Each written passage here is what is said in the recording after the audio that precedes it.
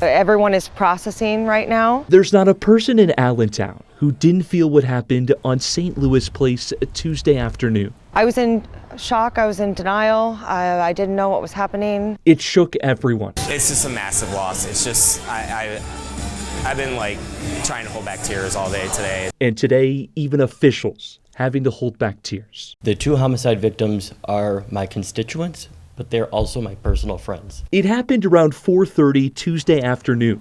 Set me outside the apartment with a knife. When police received a call of a man holding a knife outside this house on St. Louis Place. That encounter leading officers to enter the house, where they found the bodies of 40-year-old Mickey Harmon and 37-year-old Jordan Coletto. Mickey, a well-known artist in the Buffalo community whose architectural prints and murals can be found across the city, and Jordan, his long-term partner, also an artist and lover of music. The medical examiner's office did determine the cause of death to be blunt force trauma. Officials say the man who was holding the knife is now their top person of interest and is in custody at ECMC, but would not disclose any further details on how he was able to enter the house or if he knew the two victims ahead of time. Tonight, friends and family of Mickey and Jordan, like Zach Burberry, We were hoping that this place felt like home to him. gathered at 26 Allen to remember them, a spot where Jordan would DJ and Mickey would always be close by dancing. It's just such a tragedy. It's such a loss to this community. Tonight, two pillars of the community lost, Allentown will never be the same. Buffalo will never be the same. but that tragedy not lost on this community. We will come together. We will mourn Mickey and Jordan. And we will do them proud in their absence.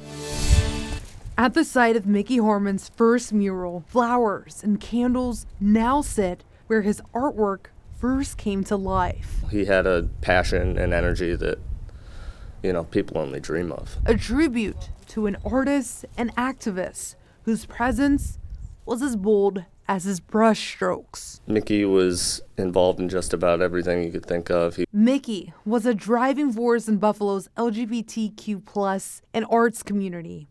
He co-owned the Good Stuff Gallery, served on the board for Buffalo's Niagara LGBTQ History, and was a producer for Intersect Pride Fest. Such a force within our community, trying to create space for everyone and anyone that he came across. His partner, Jordan Coletto, stood right beside him, a talented DJ making a name for himself in the local scene. He shared Mickey's love for the city and its people. Every week during the summer, we would gather at Sisti Park and go on bike rides as large groups, often being mistaken for the slow roll. Their friends say the two were a perfect match, bringing people together, lifting up others, and making Buffalo a more vibrant place. Lucky to have known them, lucky that they welcomed me into their circle, their big circle that they made here in Buffalo.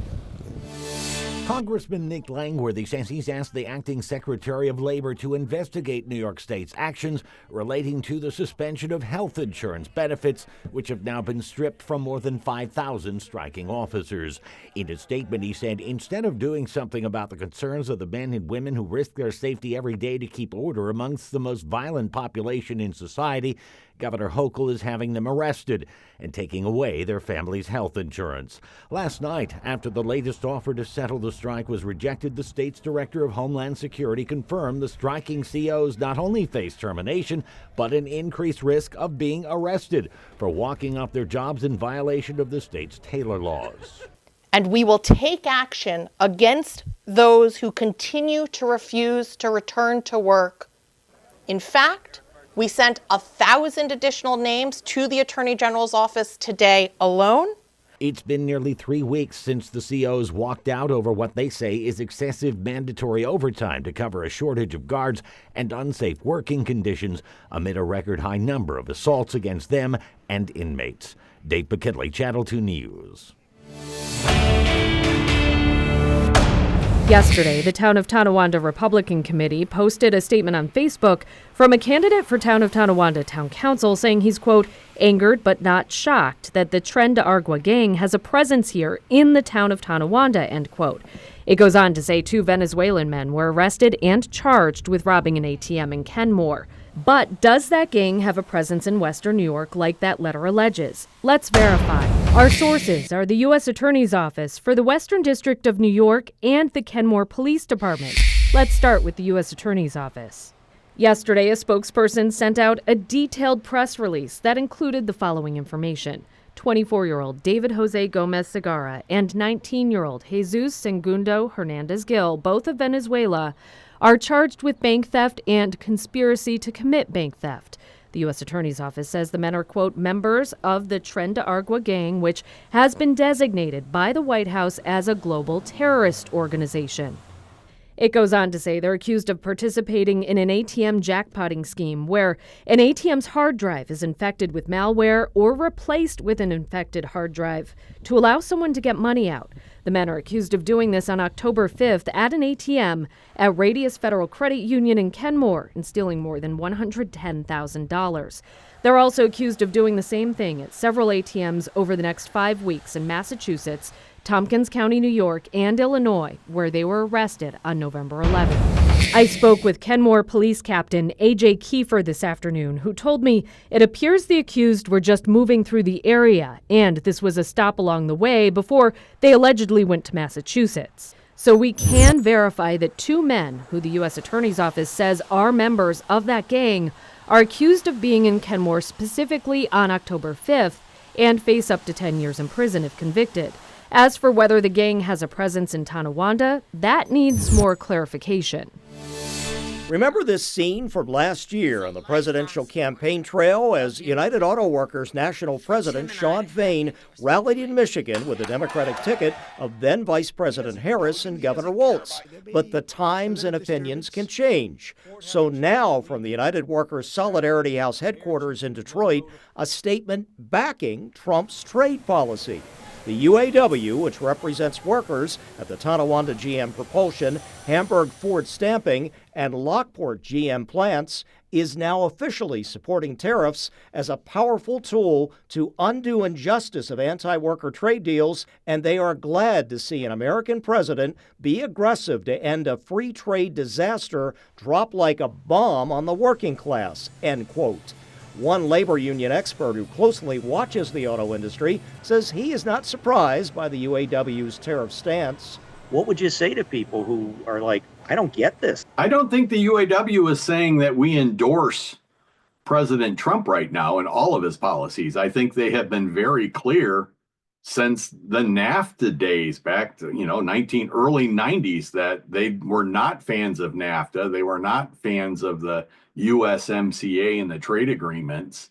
And I think they're saying, I'm glad you're looking at trade because that's a big problem, that building product in the U.S. There is talk Trump and the automakers may opt to bring more of their production directly back into the U.S., perhaps as opposed to what we see now with all our cross-bridge truck traffic carrying auto components for assembly up north. Some kind of a alignment to bring more of that production back into the U.S.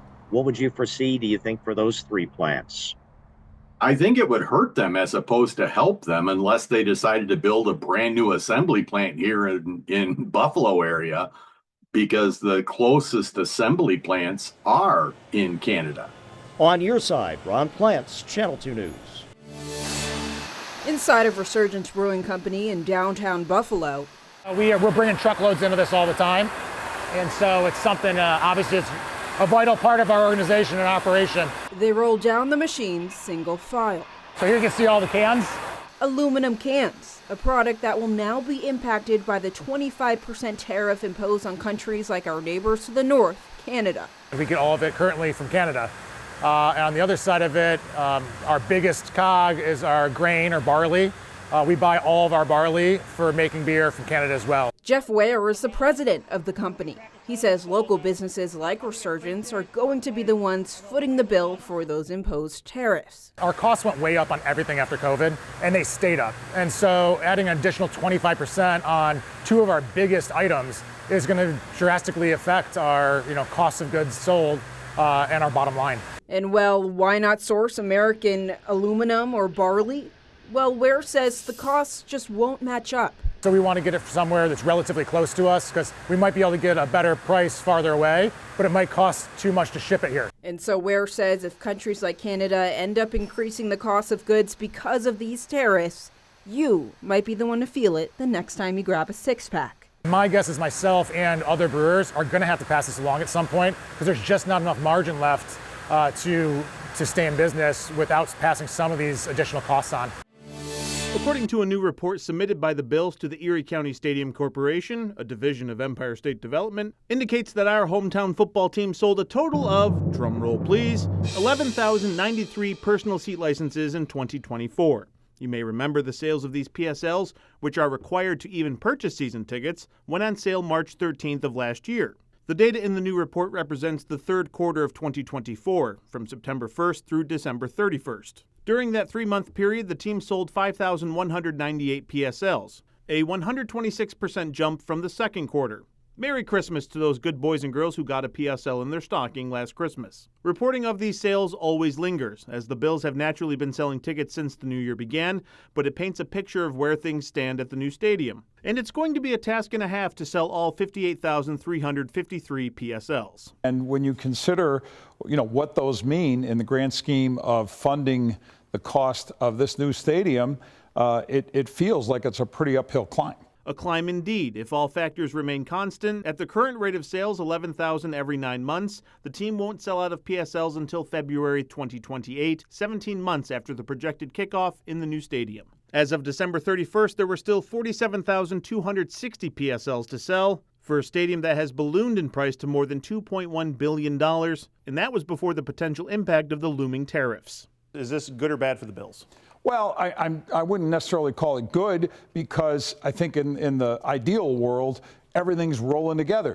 These are selling like hotcakes, right? And everybody wants a PSL and wants to be a part of attending games there. The report also gives us a better indication as to how much a PSL will cost. While the Bills still haven't confirmed pricing for these seats, and any individual pricing for certain sections has been crowdsourced on social media, the report filed by the Bills to the state indicates that the team sold a single seat license ranging in price between $5,000 and $50,000. As to where those seats actually are in the new stadium remains a mystery to the public and only known to those who go through the stadium experience. You're going to have the difficult challenge of selling these PSLs in a market where this is still something new, and the economy being what it is, and the difficulty of choosing, a PSL and a carton of eggs, whatever. The Buffalo Common Council has been fielding complaints about investors big and small buying up properties throughout the city. And according to neighbors like Cameron Earhart, there's an extraction of our goodwill without contributing. Stunting neighborhoods in the process.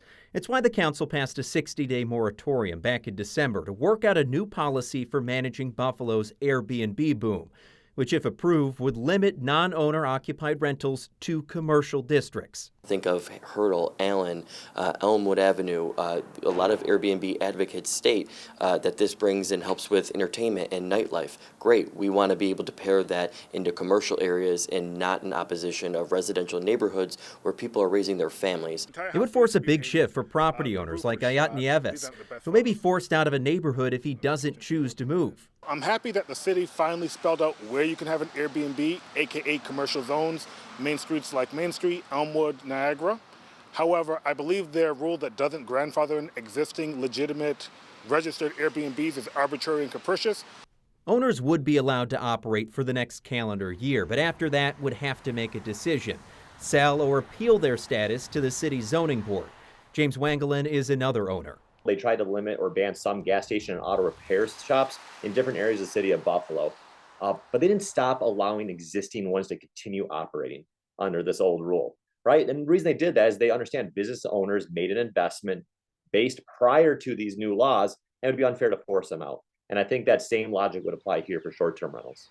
Council members who crafted the legislation standing by it, however, citing the long-term health of the city. This isn't New York City. This is the city of Buffalo. And in a space where you have a need for housing, we don't want to limit it by having these hotels, unchecked hotels. The U.S. Department of Education's primary role is financial, and that's why there is concern about student loans. I spoke with a loan expert who says if the department shut down, the loan portfolio would likely be transferred to the Treasury Department. So what it would change is essentially the agency that is overseeing the program. She says the ability to get a loan won't change. However, if you're in school right now and worried about getting grants and loans in the future, keep an eye on congressional proposals. There are proposals that could be part of budget reconciliation that could affect future borrowing. For example, there's proposals to reduce or eliminate some graduate school loan programs or the ability for parents to borrow on behalf of their children. The amount you could borrow could be reduced. Governor Kathy Hochul also chiming in. I'm calling on teachers and advocates and parents and students. Use your voices and stand up and scream from the mountaintops. This must stop. And I want to shame them into everything they're contemplating and doing and saying, don't do this to our kids. The Education Department was created by an act of Congress. Completely shutting it down would require congressional approval. And when it comes to local public schools, we receive approximately $13 million of federal funds in Niagara Falls, which is it's a huge chunk of money. And embedded in that $13 million are over 100 positions. He's the superintendent of Niagara Falls. If there was some relief from the testing requirements, in my opinion, over-testing that's mandated from the federal government to the state government, that could be a positive thing. There are many unanswered questions. Hey, and what's your name? Amara. Amara? Okay, my name's Millie. Is it okay if I join you guys and read you all a book? Yeah. Okay. Millie Degbo is a junior at Howard University. She's one of 16 college students spending their spring break in Buffalo, engaging with students from inner city schools, including Westminster Community Charter School. We were just lucky enough for them to, choose Buffalo and then choose our school to be one of the ones that they've come and worked with. And it's great. Our students are so excited. They eat lunch in the cafeteria with the kids. It's just really a great opportunity for our students to see what they can do and where they can be. Howard University students are reading to kids in kindergarten through second grade and giving presentations to 3rd through 8th graders on college readiness. Degbo says this is her 3rd year participating in the program. I love working with these children that look like me and inspiring them to end up in the position that I am. I know that I wouldn't be where I am at Howard without people who look like me, motivating me to do what I can to make the best out of my life. Degbo says while the university pays for their hotel stay, churches and local businesses across the country chip in to pay for the students' meals. In addition to thanking the Buffalo community for the hospitality, she shares a message to the students. They can do anything that they put their mind to, that there's nothing that's too far out of reach, that they always have the opportunity to do something. I want them to know that they are capable, and I want them to feel empowered in that by looking at us and what we're doing. Here at Paula's Donuts in West Seneca, bakers have been working since last night, making punchkis for their special day. A lot of our holidays are busy, but this is like the day, the punchki day. Every flat surface in the bakery was covered in boxes of pre-ordered donuts. They only make punchkis, a traditional Polish Fat Tuesday treat, once a year.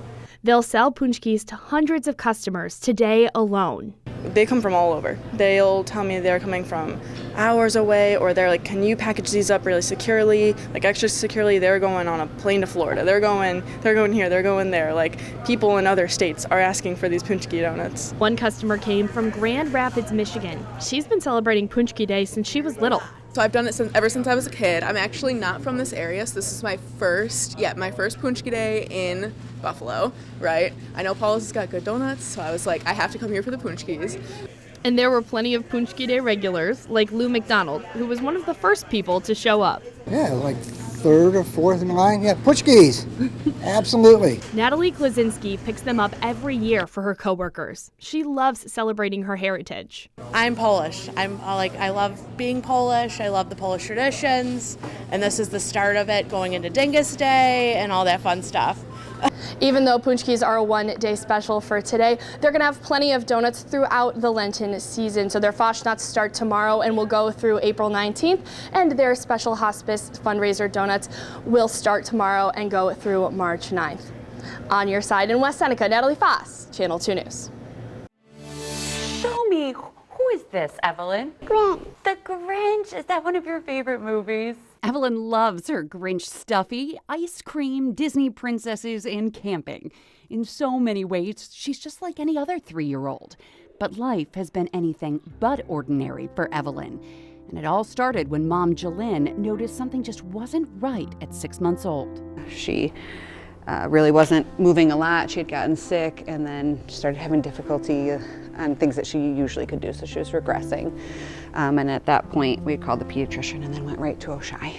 After an MRI, it was clear it was cancer, neuroblastoma, and the tumor was on Evelyn's spine. So we had inpatient chemotherapy at Oshai and then outpatient chemotherapy depending on what the regimen was. We did that for 8 months, so she had 8 rounds of chemotherapy, and after that we've been in remission for 2.5 years, right, Evie? Been cancer-free? Yay! Yes, Evelyn beat cancer, but her struggles are unfortunately far from over. The location of the tumor left her with a spinal cord injury, a weak core, and little movement in her legs.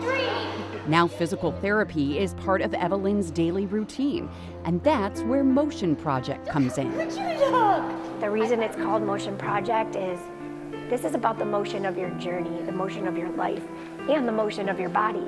And we want to keep moving you forward. Natalie Barnhard Castro-Giovanni founded Motion Project after she suffered a spinal cord injury and had to go out of state for therapy.